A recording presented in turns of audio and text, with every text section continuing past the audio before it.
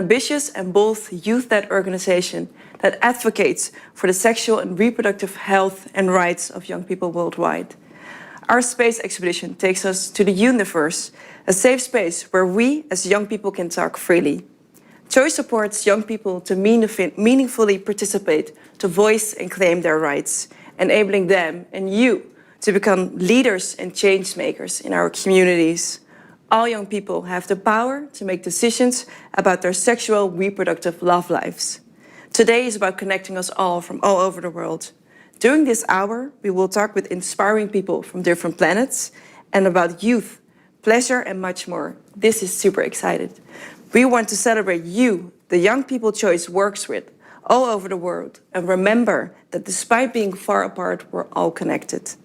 But first things first, we're facing challenging times. Some of us might even be in lockdown today. We've seen quite some negative news lately. This is why we wish to share with you the positive Choice newsflash from your countries. What positive changes have happened the last year? We've asked some of our local reporters to run their news. Let's have a look.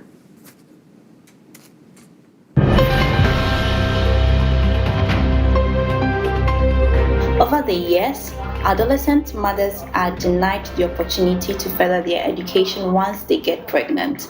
So when they get pregnant, they are not able to go to school again. But with the help of the Ghana Education Service, there's now a policy which allows them to stay in schoolhouse pregnant and also bring them back to school after delivery.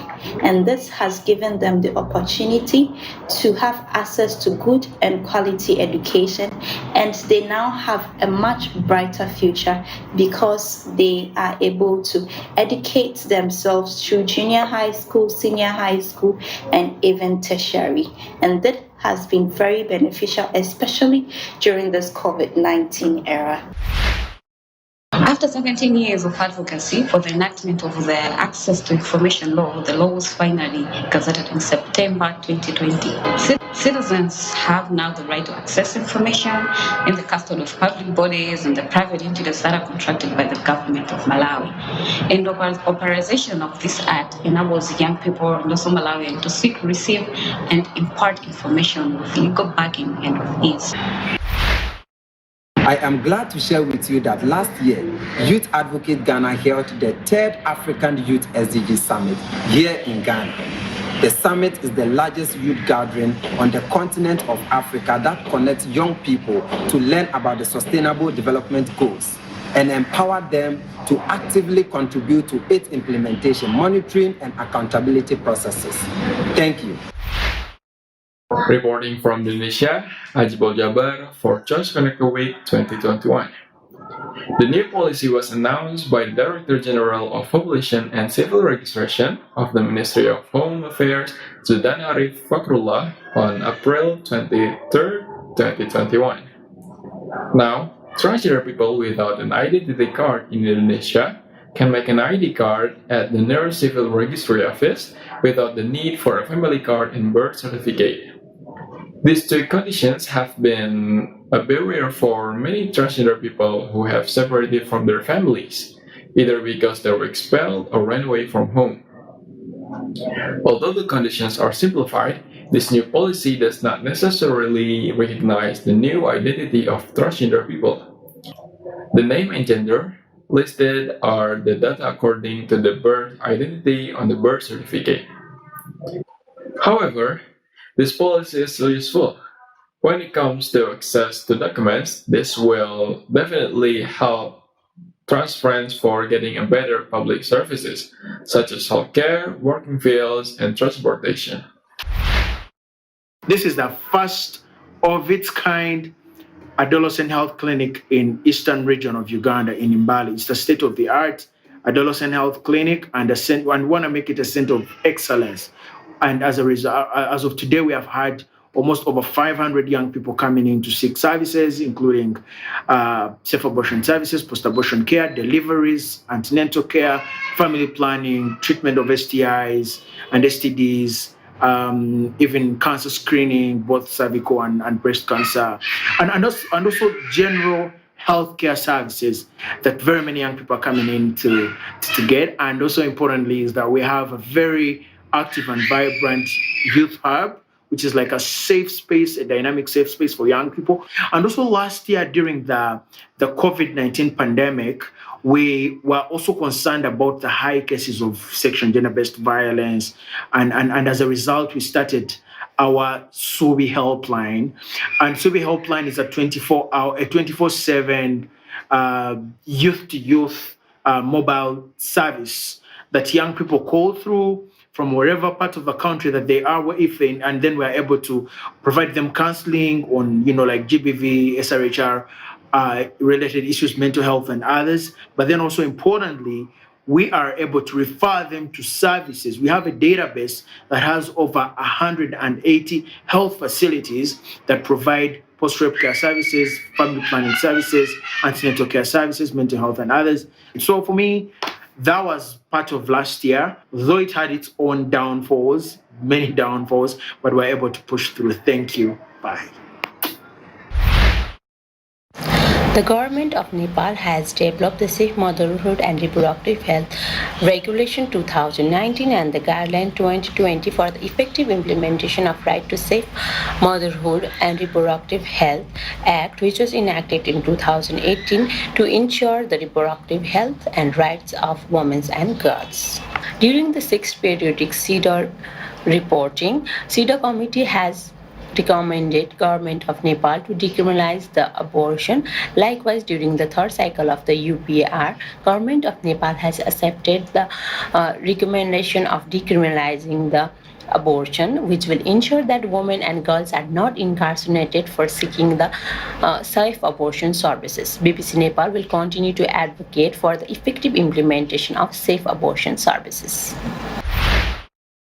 During the past couple of decades, we weren't allowed to work on any advocacy and right-based related issues. But the past year, the new civil society law allows us to work on all issues related to advocacy and rights-based.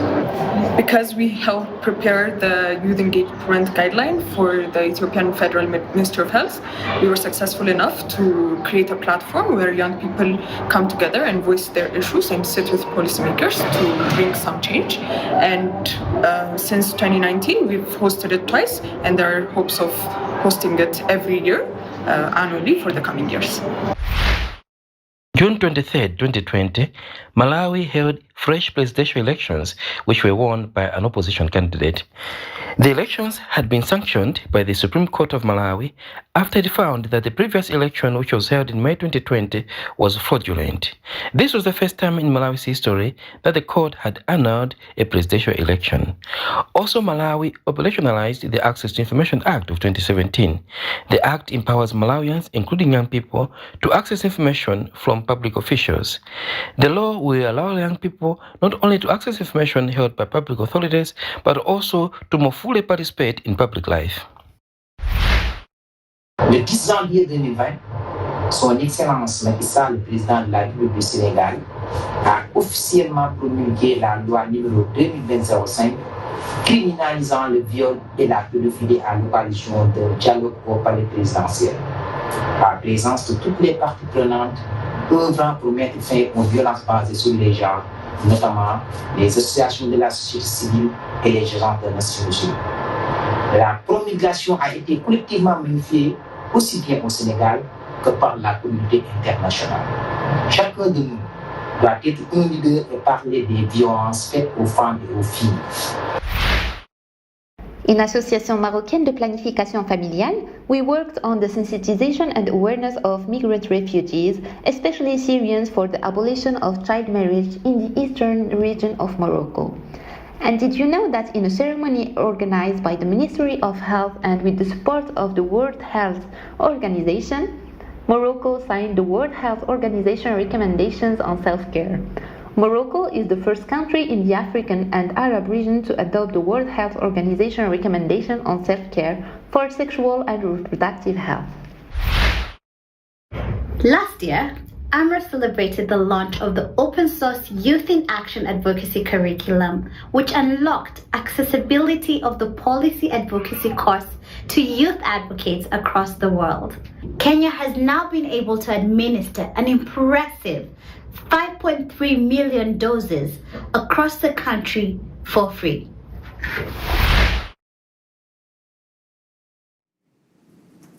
So inspiring to see all this news. Now let's welcome the inspiring Annemiek.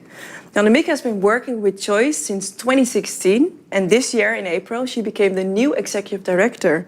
Hello, Annemiek. Hi. Welcome. Thank you for being with us today. Well, it's so nice to be here. Thank you. And what do you think of the news flash? So cool, right? Yeah, it's super cool. It's amazing to start like your morning, your week with so much good news from all the countries, and also so inspiring to see all the young people from all the different countries. And well, this is only the start of the week, so And how is it for you to be like the new executive director of such an organization? I mean, you're very young. Yes. How is that for you? Yeah, no, it's definitely, well, I would say a dream coming true to be able to do this job for Choice. I mean, I think Choice is very special in its kind, just like a bunch of all young people working for young people's rights, all super motivated, and we work towards a joint cause, and that really connects us, I feel. Yeah, and can you maybe tell a bit more of what you do and what Choice does? Yes, so Choice is a youth-led organization. So as I said, we're all young people, and we stand for improving young people's sexual and reproductive health and rights, or SRHR, as we tend to abbreviate it. We do this by international lobby and advocacy. So we have young people together also with young people from our partner organizations going to New York, to Geneva to get young people's rights into those international agreements, which is super important. And next to that, we work together with our local partners in the countries that we will see a lot of this week, so that they can also work on these topics on the ground. And we really do that together. Yeah, that's super exciting. That's super exciting. And what motivated you actually to start working on SRHR? Yeah, so for me, it started during my studies. I was doing my master's in international development studies. And it's a studies where you talk about a lot of topics, but a lot of them are also very theoretical. It's a lot about inequalities in the world, economics, etc. And I found it all very interesting. But SRHR was the first thing that really touched me personally as well, because I think it's so important for how you feel, how happy you are, like what your day looks like, to, you know, have those things recognized and to be okay and to make decisions about your own body. It's so vital. And can you tell us maybe a bit more how you started in the field? Yeah, so I think, indeed, it started during my studies. So I decided that this was the topic I wanted to work on. So I did an internship with Simavi, at our partner in Ghana, where I studied how young people participated in the social accountability structures it was then at the local health center. So how they could improve services for young people, so to say, and also to Uganda to study youth participation in the CSE program, and then started working at Choice in 2016, right after my studies, first as a program coordinator, so I also saw some familiar faces in the video, which was really nice to see, and worked for 4 years together with our local partners on meaningful youth participation, especially. Yeah, that's so nice. So you've been here already for almost 5 years. Yes, in this beautiful office where we're live right now. That's so cool. And what's the one thing you want to tell young people who advocate for SRHR? I think it sounds cringy, but you're not alone. This is really a topic that touches young people all over the world, and that's also what we're really trying to do with this week, connect those young people. But it might seem like a hard struggle. I think we also saw the past couple of years conservative voices getting stronger. There's a lot of opposition, but in the end, there's also a lot of people like us that stands for young people's rights. Yeah. Well, that's great. That's nice. And can you maybe summarize it in one sentence if you want to tell young people one thing? Can you maybe say it in one? In one sentence. We always say you're so young, you're already here, but it doesn't matter. Young people really matter equally, and your voice matters. Okay. Well, thank you, Annemiek. Thank you so much for your time. Thank you. Yeah, thank you. Okay. Well, now it's time for music. We have another special guest in the studio right now, singer and songwriter Nicolai. He's Amsterdam-based, and most of his songs are about love and the pleasurable things in life. So, Nicolai, welcome. Hey, thank you so much. Yeah, thank you for being here. Yeah. So, let me just get the guitar. maybe you can tell us a bit about what your songs are about. Of course, yeah, sure. Do you hear me? Do you have to talk into the mic? So I guess most songs are about love, as you say. I mean, sometimes you write sad songs, although even the sad songs are sometimes about love. Yeah. So I guess that's definitely an inspiration, and then just the things that you encounter and your reflections on it. I guess that's And you write everything yourself? I do. Yeah, I do. Yeah. Cool. Yeah. And what is the song about what you're gonna perform right now? Well, this song right now is, I guess it's about just a young couple being in love, and the person, the person singing, doubting whether he should follow this or if he should hold back, but in the end, he just cannot resist, this feeling of love, and so he gives into it in the end. Yeah. Okay. Cool. Well, we can't wait to hear it. All right. Well, that's my cue, I think. Yeah. All righty. Thank you so much. So it's called "Can't Get You Out of My Head." Here we go.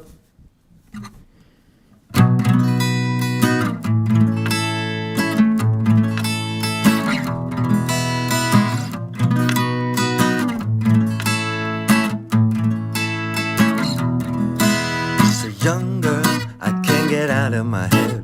I look in her eyes and the things she says make me a young man all over again. The way you make me feel when we're holding hands. Young girl, I can't get out of my head. I look in her eyes and the things she says make me a young man all over again. The way you make me feel when we're holding hands. I can picture her eyes, free as a dove, said she'd never been in trouble or even in love. And each time I see her face, my heart just seems to melt away. Yes, I can picture her eyes now, free as a dove, said she'd never been in trouble or even in love. And each time I see her face, my heart just seems to melt away. My friends think I'm crazy for even talking to you, but I guess that's just one of those things that love will make you do. 'Cause she's so cute and pretty and with eyes sparkling with light. They say you should be the wiser man and just do what people say is right. She's a young girl, I can't get out of my head. The look in her eyes and the things she says make me a young man all over again. The way you make me feel when we're holding hands. A young girl, I can't get out of my head. The look in her eyes and the things she says make me a young man all over again. The way you make me feel when we're holding hands. Oh yeah, I can picture her eyes free as a dove, said she'd never been in trouble or even in love. And each time I see her face, I just seem to melt away. Yes, I can picture her eyes now, free as a dove, said she'd never been in trouble or even in love. And each time I see her face, my worries seem to fade away. And the promise in her eyes made me realize I could never let her go. And all the things that you told me, that make me love her so. She might be pretty and cute and with eyes full of sparkling light. And I might be a hopeless romantic, baby, but I could never see us apart. 'Cause she's a young girl, I can't get out of my head. The look in her eyes and the things she says make me a young man all over again. The way you make me feel when we're holding hands. Just a young girl, I can't get out of my head. The look in her eyes and the things she says make me a young man all over again. The way you make me feel when we're holding hands. Oh chérie, Dès que je t'ai vu ici, je savais tout de suite que je voulais partager ma vie avec toi. Alors viens avec moi, chérie.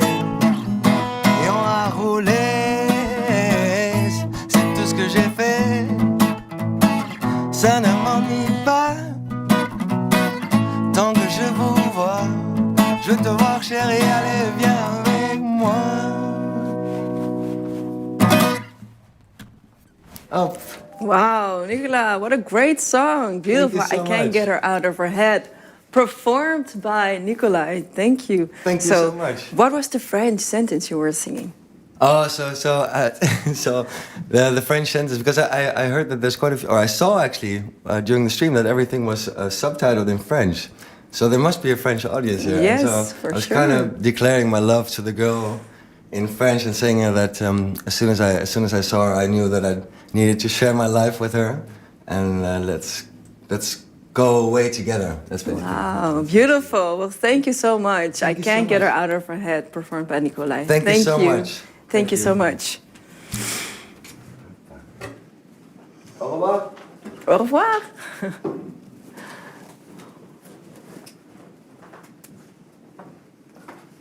Wow, what a great song about love. Well, let's talk about something else. Do you really know your body? And why is consent essential? Do you know what pleasure is and why it's important? Well, we have two powerful ladies that will gladly answer these questions with much knowledge and love. Let's talk about this with feminist future champions Sekulu and Anukia.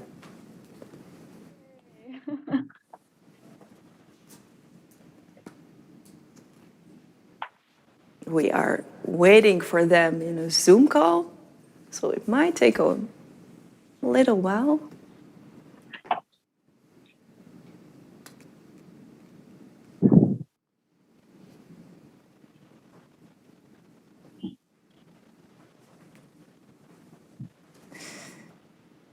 Sekulu and Anukia are from India and Nepal, so we might see them in a very short amount of time.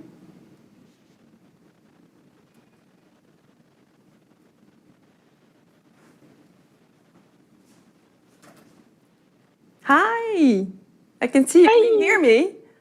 Sekulu, Anukia? Hi. Hi, can you hear me? Yes, we can. So good to see you. Thank you. Thank you so much for your time. We're How so is happy it? to be here. How are you doing? Oh, we're enjoying. We're just dancing to the song. You heard the song. That's great. Yeah, it was a beautiful song, right? Nicolai? Super great. Yeah. So both of you, thank you for being here. Anukia, can you tell us a bit about your work?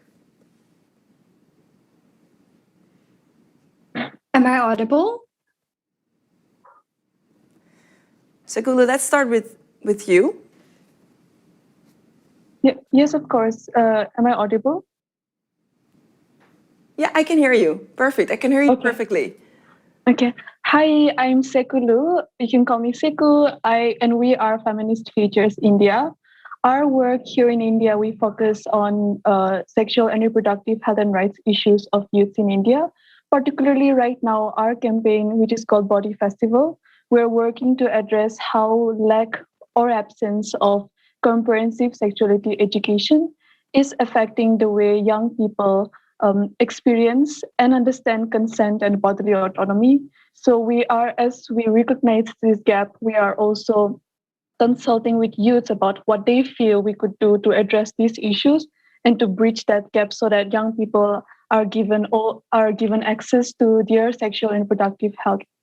Yeah, Sekulu, maybe can you tell us a bit more about consent and why it's so important?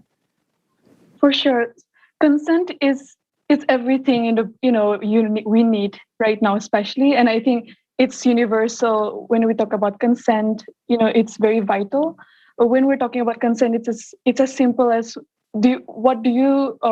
how is your interaction with a little girl or a little boy that you see in the street? Do you just randomly go and caress them, or do you ask for their permission? So this is a question we actually asked a lot of people in our group discussions, we asked youths, what is consent to you, or what do you mean when we say consent, or what does it mean to them? And a lot of them say it means permission, it means privacy, it means accessibility, and giving that option, or rather the choice, or rather the autonomy to be able to decide if someone can do something to you or not. So I think when we say consent, a lot of young people will empathize when we say that this conversation is almost absent in a lot of spaces, and it has been the reason why a lot of issues have been arising. Yeah. Yeah. Can you also tell us a bit more about what comprehensive sexuality education is? For sure. Comprehensive sexuality education is a holistic curriculum to foster, or rather to impart knowledge around sexuality. It's as basic as menstruation or puberty, and then it goes on to sexuality, gender, pleasure, as well as everything, consent, bodily autonomy, everything that's under the sky about our bodies.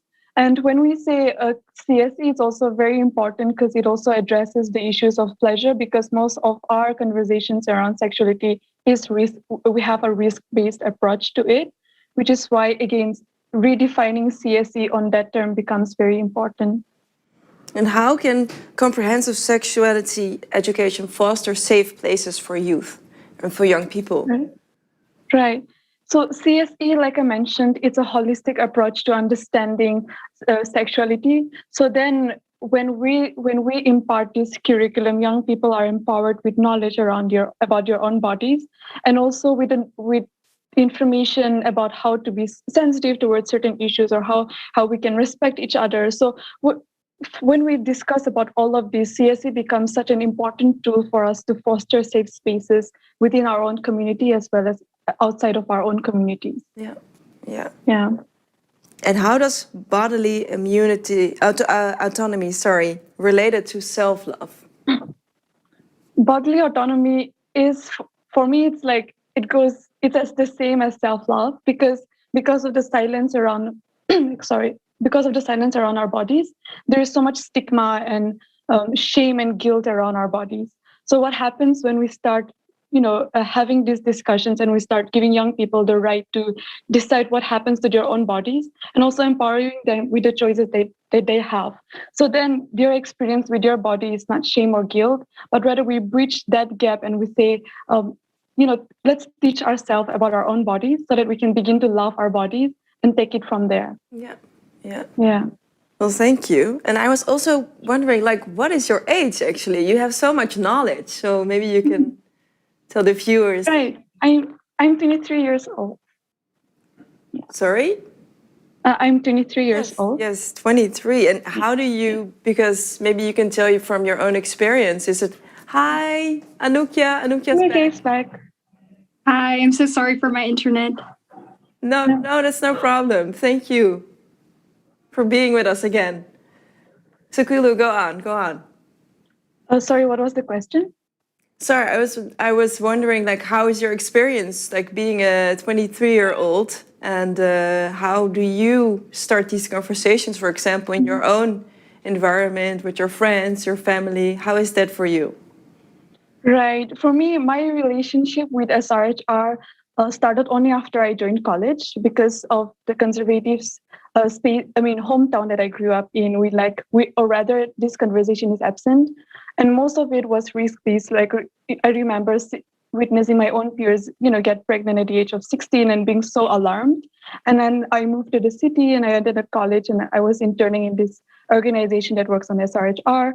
And that's when I began to realize about how so much of our own rights were put away from us, or rather we were denied our right to our own bodies. So my journey started from there. It was such a personal experience, initially, of me being so curious about this topic because of how, I never heard about it. And suddenly I have so much information about my body. So it was like, oh my gosh, I want to know so much more. This is so exciting. And then recognizing that this message cannot stop from me, but it has to go beyond that. It started with me talking to my friends about what was their first sex experiences, were they informed about the choices that they could make with regards to their own contraceptive options, or rather, did their partner respect their boundaries? Conversations like that, and then taking it forward through our advocacy projects. Yeah, yeah. Yeah. Well, thank you for sharing this personal experience with us. Of course. And Anukia, thank you. And you're back. Can you hear us? Yes, I can. Yes, perfect. So maybe you can tell us a bit about your work. Sure. So basically, I'm working with Choice in our project Feminist Futures, and I'm leading the project here in Nepal. So our Feminist Futures project in Nepal, we're working with pleasure activism. And basically what that means is we advocate for issues regarding pleasure. So what in Feminist Futures Nepal, what we believe in is every youth in Nepal should have the resources and the tools to explore their sexuality, pleasure, desires, and also have the tools to learn more about it. And with Feminist Futures Nepal and pleasure activism on social media, we are doing our social media advocacy project, where basically we try to create this safe space around topics that are really tabooed in our society. So talking about our sexualities, pleasure, masturbation, the orgasm gap. So these are some of the topics that we're talking about, and that's what we're doing with Feminist Futures Nepal. Yeah, thank you. And can you maybe tell us, like, what is pleasure? What do you define as pleasure, and how do you speak about it in Nepal? Sure. I think that's the thing about pleasure, right? There's no universal definition for it. What pleasure might look for me might not look the same for you. But oftentimes, like in our society, the definition of pleasure that we're given is very monolithic, which basically means most of the times the dominant narrative around it is very cis-het male-centric, because that's how the default is seen, right? And what this does is it often emphasizes more on penetrative sex as a form of pleasure. And this is very marginalizing to individuals who don't see pleasure in the same way, because it also marginalizes different types and forms of pleasures, especially for queer folks. So pleasure is just not sexual pleasure, right? It can look beyond sexual activities as well. We actually asked youths of Nepal how they defined pleasure, and the answers that we got were amazing. So there were youths who said how they define pleasure as maybe cuddling, holding hands, having a conversation, or even just spending time with a loved one. And one of the most beautiful answers that we received was how pleasure for them was actually owning up their sexuality, exploring their sexuality. So therefore, I think that the definition of pleasure is very expansive, and we just create our own scripts for it. So yeah, that's pleasure, I guess. Yeah. And why does pleasure matter in comprehensive sexuality education? Can you tell us a bit more about that? Sure. I think just with pleasure, when we talk about pleasure, right, since it's such a self journey, that when we talk about it, it helps us to know our bodies. And there's just so much of shame and guilt that surrounds conversations about our bodies and even learning about them. And I think one of the effective ways of oppression is also stigmatizing our pleasures and desires. So when we talk about pleasure, not only are we helping each of us to know more about our bodies, but we're also creating this resistance against the patriarchal society that keeps us away from our bodies. So it's really important to incorporate pleasure in CSE, because you give us tools to actually learn about our bodies, to resist patriarchal standards that has been set for us, but also to learn more about our boundaries. How can we communicate these boundaries about our consent? So I think overall, incorporating CSE is important because it creates a mindset to help us learn about our bodies more. So I think it's really crucial to take a pleasure-based approach when it comes to comprehensive sexuality education. Yeah. Okay, and Sekulu, we're going back to you. I was wondering, how does that look for you in India? Right. How do you make this in practice in your work? Right. I think with regards to the pleasure in itself, Anuga and I, though we are working with youths around the same age bracket, the difference is also that her community was more of the urban spaces, and my communities, since right now our campaign is particularly focusing on a small state called Nagaland, which is a conservative state. So then talking about pleasure is not just stigmatized, but people don't even know what pleasure means. Like when I say, what is pleasure to you? they might not really understand what I mean by it when I went with regards to SRHR or CSE. And like what Anuga mentioned, it's very universal in itself. So here our conversations has been starting from as simple as menstruation and as simple as what do you know about your body, or how many holes do you think we have down there, and what do you think vulva looks like, something like, we know it starts from there. And then we delve deep into why do you think pleasure matters, especially with regard, and then connecting this, because a lot of times we also need to understand how certain factors could help our youths understand better because of the silence around it. So then we discuss about when you do not derive pleasure from anything at all, do you think that's pleasurable? So we ask such questions because anything that's not consensual cannot be regarded as pleasure. So then again, we go back to the conversation of, so what is pleasure to you, right? So these conversations have been tricky in itself, but like Anuga, it has been so profound, the whole experience, because we ask a question to the youths, and initially they might not be uncomfortable. They might be uncomfortable, but then it is so beautiful to see that we are all strangers, but then we come and then slowly we start sharing, and these stories have been such empowering experiences. Yeah. Sekulu, thank you. Thank you so much. And Anukia as well. So we're running out of time. So we have to stop the conversation. But thank you both so much for your time. And if you want to know more about Anukia and Sekulu's work, awesome work, check out the Choice podcast, Young and Powerful with Choice for Youth and Sexuality, where you can dive deeper into their work. Now, next, let us present to you Tirza from Indonesia, Director of 2030 Youth Force Indonesia, a youth network in Asia Pacific that collectively works into well-being in life, advocating for youth and their rights and development. Tirza pre-recorded a video for us in which she talks about what motivates her to work on young people's rights in Indonesia, and what's her vision on youth rights and participation in Indonesia. Let's watch this video.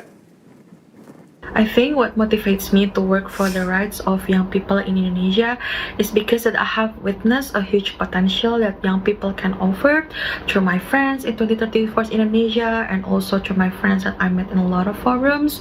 I see how they have been offering creative and innovative solutions, and I see how they are very excited and passionate to create changes within their own community. But on the other hand, there's still a lack of youth meaningful participation within decision-making process. There's a lot of still government officials who is reluctant to involve young people in the decision-making process because they think that we are not able and we are not capable to do it. I have heard this story where there's a young girl who were invited to a community discussion, and she was able to deliver her statement, but the statements were prescripted and written by adults. This means that she are not able to deliver her own aspiration and her own opinions. So I think there's still a lot of things to be done, especially in Indonesia, regarding youth meaningful participation and young people's right in expressing their opinions. In 2030 Youth Force Indonesia, we believe in the slogan, "There's nothing about youth without youth is for youth," and thus my vision is that all young people are able to be involved in decision-making process, especially those decisions that have a real and direct impact to young people. All here means, regardless of what their background is, their educations are, or what is their choice of sexuality, they all have the chance to take part in decision-making process. Also in the future, I want to see more collaborations between the government and young people to create changes, to create a better society, and to create a better Indonesia. Well, that was a beautiful video of Tirza from Indonesia. Now let's welcome Rose, Director of Right Here, Right Now Program 2. Hello, Rose. Thank you for being with us today. So the program, it's already the second program. Maybe you can tell us a bit about Right Here, Right Now 2 program, but first, how it started. Yeah, we were lucky enough that we have a second round of funding for Right Here, Right Now. So the first program was mostly focused on advocacy and capacity strengthening for advocacy for sexual reproductive health and rights of young people. And then, we saw a lot of things. If you really want long-term change, it doesn't end after 5 years. So we still had a lot of unfinished agenda to do. So we worked on the second proposal for another 5 years. And happily we got it. So we can continue for another 5 years, And I just made a little mistake. I told you, I said director, but actually you are the... Program manager. Yeah. So maybe you can tell a bit more about the program and why is SRHR so important to the program? Well, the main change that the program wants to do is really promote and respect the sexual reproductive health and rights of young people in all their diversities. It's a huge program, huge partnership. We work with 7 consortium members, including Choice. And then we work in 10 countries with country coalitions. And they all work on their own change they want to see in their own country. Yeah, maybe you can, for the viewers at home, maybe you can sum up some of the countries you're working with. Yeah, so it's 10 countries. So we have 3 countries in Asia. We have Nepal, and we also work in Indonesia and Bangladesh. And then we have 7 countries in Africa. So we work in Tunisia, Morocco, but also in Benin, in Burundi, in Uganda, and in Kenya, and Ethiopia. I'm always scared I forget one if it's in the list. But it's quite a lot. It's quite a lot. Yeah, it's a huge program. Yeah. And what does meaningful youth participation mean, and why is it necessary for social change? For positive social change? Yeah, well, young people at the forefront is a key value in our program. And I think for really sustainable change, you really need young people at the forefront. Okay. And what are you most proud of within the program? Well, if you look at the youth participation, we have a lot of, I think, diverse young people and organizations in the partnership. I think that's really a great added value and a good start of our program. So you have youth-led organization in each country coalition. So they're really embedded. And also each country coalition is working that young people really have a say in the country program, in the decision-making processes. I think there's still a lot of work to do, because it's not always easy. It's a youth-adult partnership. So, we still need to continuously look at how really young people can participate in the program. But I think that's something I'm really proud of. And you also see that kind of diversity of young people. So you see young people with different backgrounds. You see LGBT young people. You see people with disabilities. And I think that's something that makes Right Here, Right Now too quite unique, that we really want to make sure marginalized young people's voices are out there. Yeah. And last, what are your hopes for the Right Here, Right Now program? The hopes. Well, we've seen all the plans of each country that they want to, which change they want to see. And it's amazing to see actually all their ambitions at country level. It changes from, they want to really make sure, for example, comprehensive sexuality education is really included in government policies and legislation, that there's really attention for LGBT youth in comprehensive sexuality education, that there's attention for pleasure, for gender, for feminism in sexuality education. So if each plan of the coming 5 years comes through, that would be my biggest dream. Yeah. And then the last question, how do you meaningfully involve the young people in the program? As I mentioned earlier, we really continuously look at how young people can really participate in the program, and it needs continuous attention. But what I think what makes it also quite unique is that within Right Here, Right Now, we have a very strong progressive youth voice. And you see it with Choice at the international level to really make sure We talk about abortion, we talk about comprehensive sexuality education, we talk about LGBT rights. And these are very sensitive topics, especially at country level. It's not without any risks. And I think that makes it really unique, that progressive, strong youth voice are coming to the forefront. And I don't think many programs dare to do that. Yeah. Okay. And maybe can you tell us only what makes right here, right now so important for international development? Because we talked about country level, but maybe you can tell us a bit more about what it means for international development.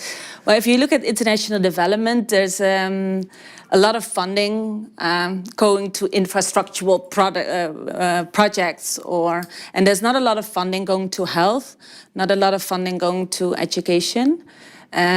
But what really makes the program unique is that there's finally funding for human rights, for advocacy, for really civil society. And I think that's really important if you look at international development, that really there's money available to really do the human rights work. And that's underfunded, unfortunately. So then I'm really happy with Right Here, Right Now, that you can really, boost this progressive youth voice, and to really make sure that's part of international development and not the mainstream kind of work. Yeah. So it turns out really well that there's a second program actually right now available for the upcoming 5 years. Yeah, 4 years left. 4 years left already. Okay. Yeah. Well, thank you so much, Rose, for your time. Thank you. Okay. Up next, we wanted to know what inspires you, what drives you, how you viewed sexuality and pleasure, and what visions you had about youth. So we asked people, gathered their opinions, and came up with the "What's Your View on" video. Let's watch.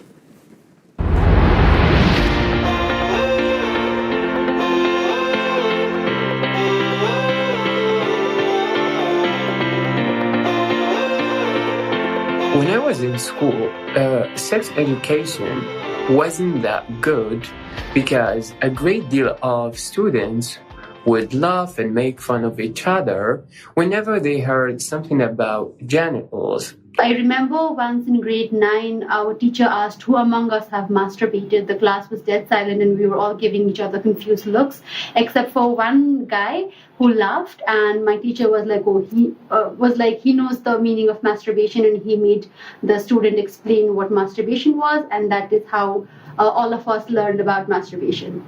I remember having so many questions and not being sure what it is, but eventually I got to understand, but I don't remember how or when, but I'm pretty sure the society, my parents or the teachers I had, didn't have any contribution for it. Something that can be considered as a sex education was in our ethics classes, we used to see videos of abortion, how they would try and help abort a baby, and it was made in a way that would make us very fearful, and the idea was that we won't have sex because sex leads to pregnancy, and pregnancy leads to a kind of abortion, which was very terrifying in my mind.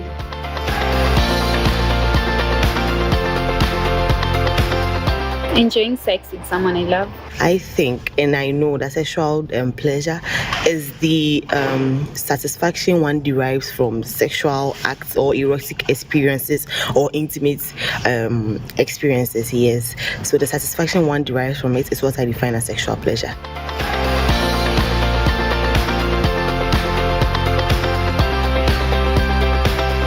What I'd want to say is that what might be wrong for you might not be wrong for others, and what might be wrong for others might not be wrong for you.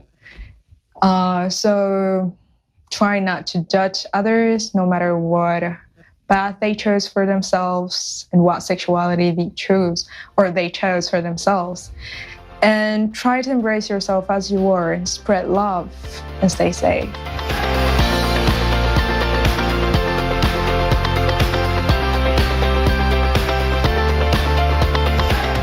To learn a lot of languages, to build up their confidence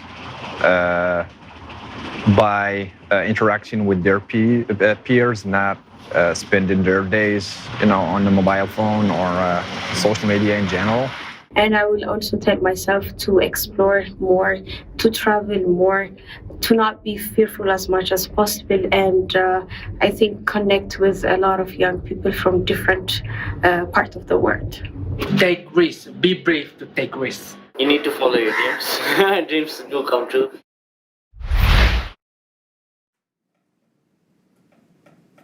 Now let's welcome Gemma, coordinator of the Power to Youth program. Hello, Gemma.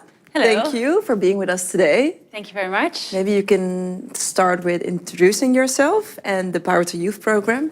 Yes, so hi, I'm Gemma. I work for AMREF, Health Africa, and I used to be the coordinator of the Power to Youth program, but I transferred that task to a wonderful new woman called Ruth. So she's the coordinator now, but I am still leading the program on behalf of AMREF.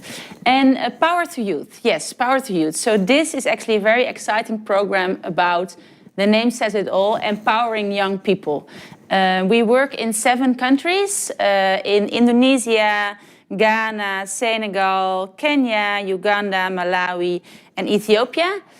But also on an African regional, on a global level.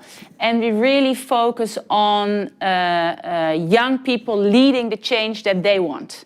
Identifying what young people want, identifying also what strengths they need to speak out. And this especially focuses on harmful practices. So we really invest in change around gender-based violence, around access to contraceptives, but also child marriage, female genital mutilation. So these are really all issues related to sex, sexuality, identity around these topics. Yeah, wow, that's quite a lot of topics you're coping with. And how did you actually start in the field of SRHR? Can you tell us a bit more? Yeah, me personally. So in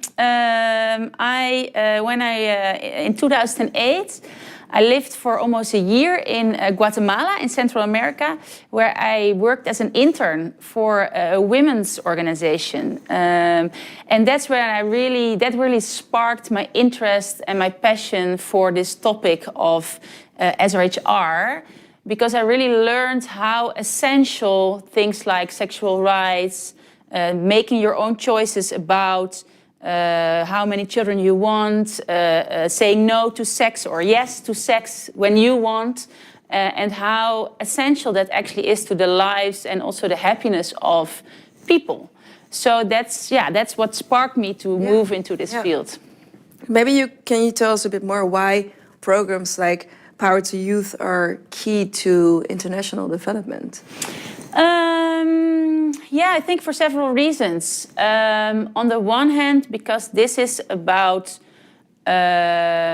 really supporting young people, but also women and also men, to really create the change that they want. So I think I really think that this program focuses on how can you make sure that people really change and identify also that change. So I think that's really important. And on the other hand, also these programs are super important because they address the sensitive topics, the topics that nobody else wants to address. I think also Roos from Right Here, Right Now really said that, and I think in that sense we are really complementary. Issues like female genital mutilation, issues like child marriage are difficult to discuss, but we discuss them. And I think what's also really important is that why such programs are super important is because this is really about a partnership. This is really about 5 organizations, AMREF, Choice, Rutgers, Sonke Gender Justice and Kids, who came together and are all super strong in their own fields, but you cannot do it alone. And I think that's what really, together with all those 7 country alliances, which also includes all different kinds of organizations, I think the partnership is really what counts. Yeah, beautifully said, like actually creating a dialogue. That's actually what you're... Yeah, definitely. So, and maybe you can tell a bit more about the youth-adult partnerships. What do they do? Yeah, so a youth-adult partnership, I think it's something we talk about a lot. So this is really about young people within organizations, youth-led organizations, but also adult-led organizations working together. That's actually the dialogue that you talk about. And if you ask me, this is kind of the theory of the dialogue. But I think the most important thing is how are we bringing that in practice? How are we really doing that? And I think that that's really learning by doing. And I think that's what I like about this partnership. That's what I like about Choice, but also about all the other organizations. That step by step we get further. Young people are more involved. Young people also take the floor. They are empowered. But it's not always easy, not for the young people, but also not always for the adults. So how can you really make that work? I think that's something that we learn, that we research also, and that we improve on step by step. Yeah. Okay, and your last question. What is your biggest ambition with the Power to Youth program? Yeah, so for that question, I want to give the example of Nice. Nice is actually a young girl.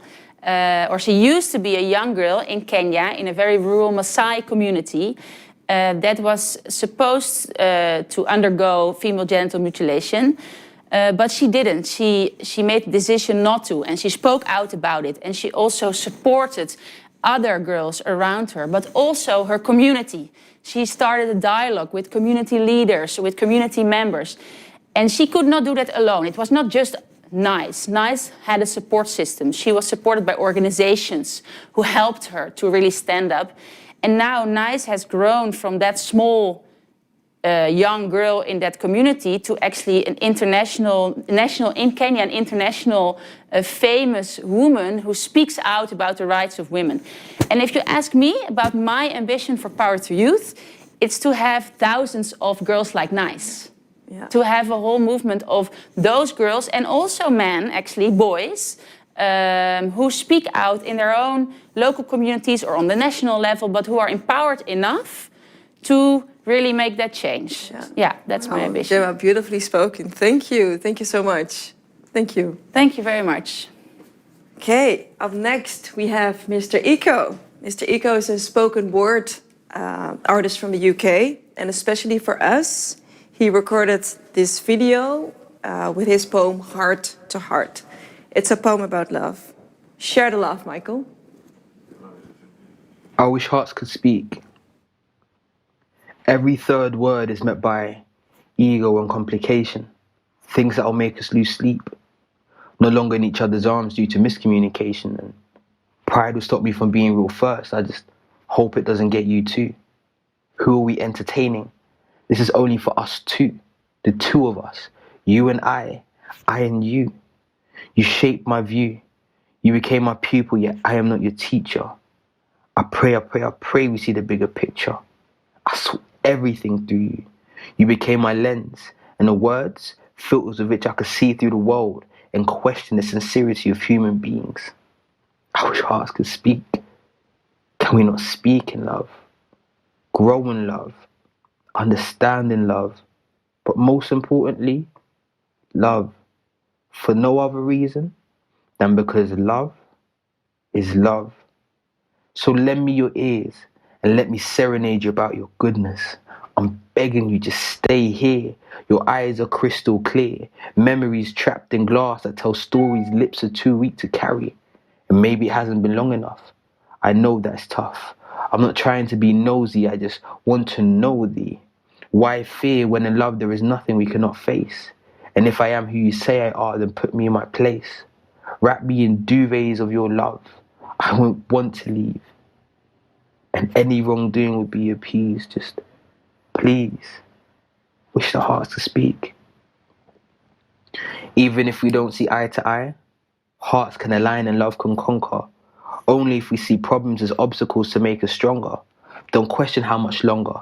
Just hold on eagerly and favor the journey. We won't wait forever. For better and for worse. Love me for better and love me in worse.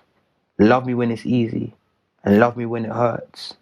Heart speaking candor. If life brings us pain and confusion, I hope that death brings us love. I hope that brings us love. A beautiful poem by Mr. Eco, Heart to Heart. Thank you, Michael. And because love matters, let's now invite Michelle with us.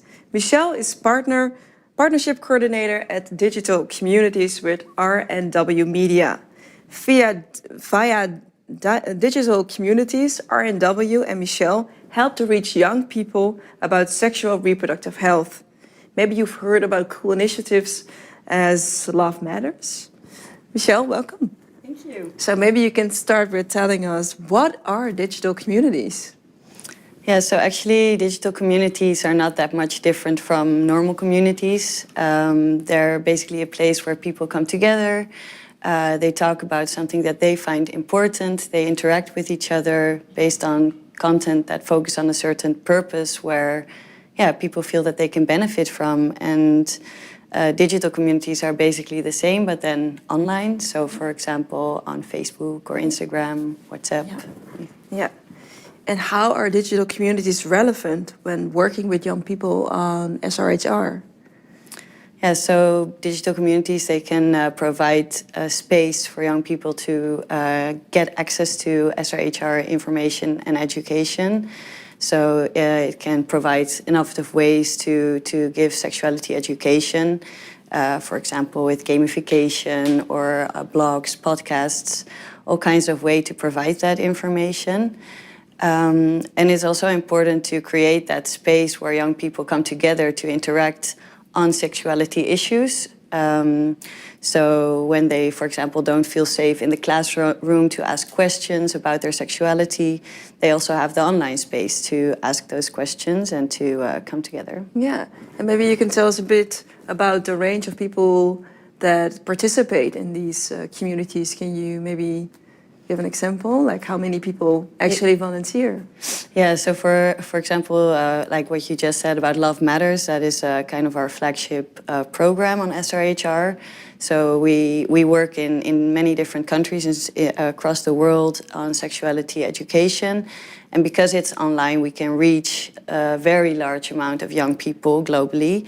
So last year, over 30 million young people interacted with our content. Wow. So yeah, that's a lot. That's a lot. And how is it for you? I mean, maybe you can tell us a bit more about RNW Media. Like, what is the media NGO like? Can you tell us a bit more, or the viewers at home, about your organization? Yeah. So it used to be a broadcast organization, but now we're focused on online media for young people. So we still work with young media makers who provide the content themselves on these different platforms. And we ensure that these platforms are kind of safe to contribute. So we moderate the communities as well. The young people themselves in the countries constantly work very hard online to ensure that the conversations remain respectful. So that when unrespectful comments are posted, that they either ask why, or if they're really hateful, they also delete them. And that kind of provides that space for young people to feel safe. Beautiful, beautiful. It's really, beautiful initiative. And what's the impact that digital communities have from your media experience? As I said, first of all, I think, yes, providing that information, I think is really important, can make a lot of impact, as we saw like over the past 1.5 years with COVID. I think the online space can really provide that alternative space for young people to access information that they need, and give that feeling of belonging to a certain community. And I think also having such a huge reach also leads to a lot of data that we can retrieve from those online communities. And that data can also be used to inform new content creation, can be used to do certain advocacy activities with. So there's a lot that we can do with those online communities. Yeah, wow. And the last question, what are your hopes for the program, for the RNW digital community? So you've reached already 30 million people. What is your goal? Of course, to reach even more young people, and with the Righty Right Now 2 program as well, that we now work with Choice with and with Rutgers. We aim to reach even more young people who are not yet so familiar with their sexuality education online. Scale our approaches and make sure that we can make more impact with young people. Yeah. Okay, well, thank you. Thank you, Michelle. Thank you so much for your time. Thank you. So, what a lovely interview with Michelle. And it's so nice that we can reach communities and people online too. As such, we have asked many young people to create a connected video. In the past, we would meet in person, but today we do that digitally. We've loved interviewing you, receiving words and opinions, and hearing about stories from your countries. We've loved connecting with you. And in order to celebrate us, to celebrate you, we've created a special poem, gathering everyone. Even from far away, we can make wonders happen together. Let's watch.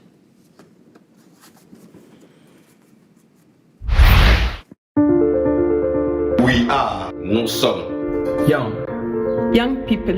Connected we are. as young people.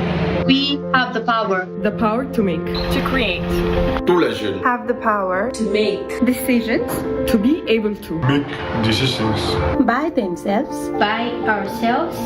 with dignity.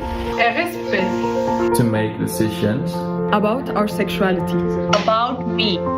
about our sexual and Reproductive health. And rights. And love lives. Love. Love. L'amour. We all young people. worldwide Tous les jeunes du monde. We should be able to explore Our love lives.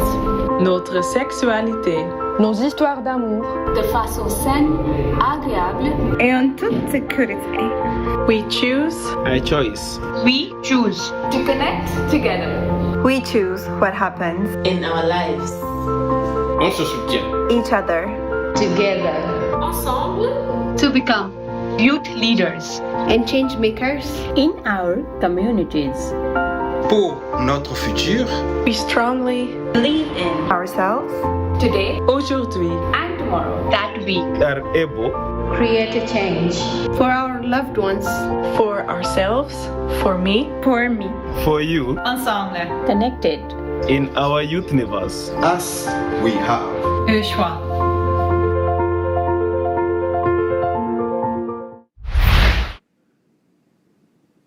What a beautiful and inspiring poem from all over the world. Thank you so much for traveling with us to the Youth Universe. We hope it was an inspiring journey. And if you missed this, please check it out on the Choice website, choiceforyouth.org. It was a pleasure to be your host, and thank you so much for watching. And soon, hopefully to see you soon with new adventures. Take care. Welcome back on our Choice spaceship, flying through the Youth Universe. We visited together Planet Shawishi to inspire. Unganisha Kutenda, where we connected to act. We flourished on Sepa Nuir and learned about pleasure on Kesenangan. Let's now get back to Earth and evaluate all we have experienced. Thank you for connecting with us